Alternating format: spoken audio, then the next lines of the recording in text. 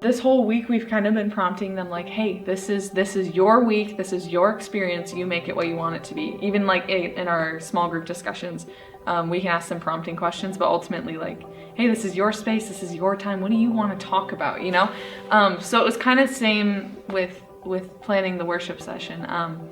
It was a lot of, we can tell you what to do, but this is for you, this is yours. We're here to help you figure that out.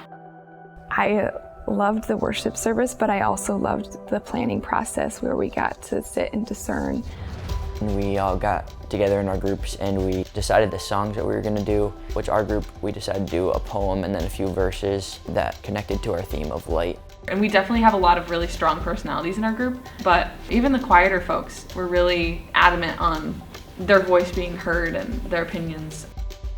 I think it helps me continually to remember to pull in other people's opinions. Sometimes when you're focused on something, you're in it a lot, you lose sight of some different perspectives.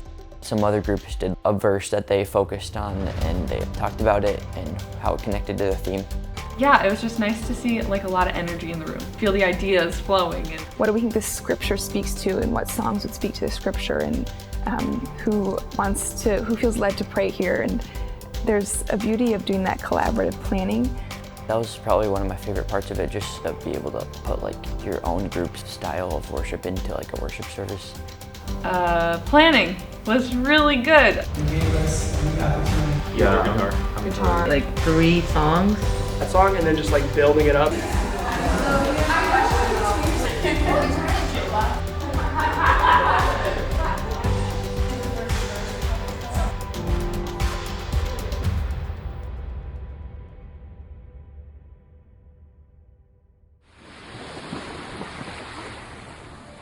Every year at Awakening, we spend a night at the beach, playing games, having dinner together, and then at the end we do sunset worship.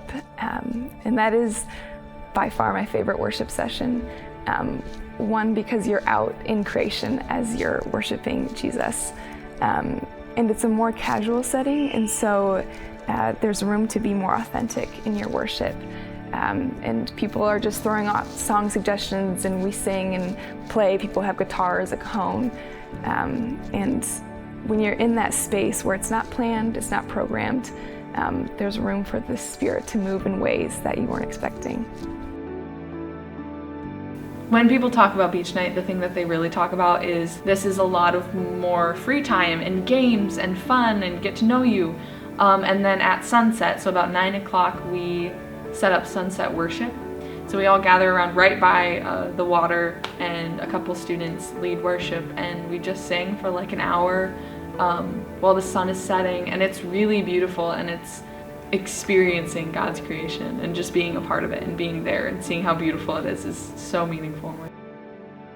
Whenever we were worshiping, that there were like a few people that were like at the beach at the time that like came over to us and like started singing with us, and it was super cool. It's like evangelizing God's community like in the public at the beach.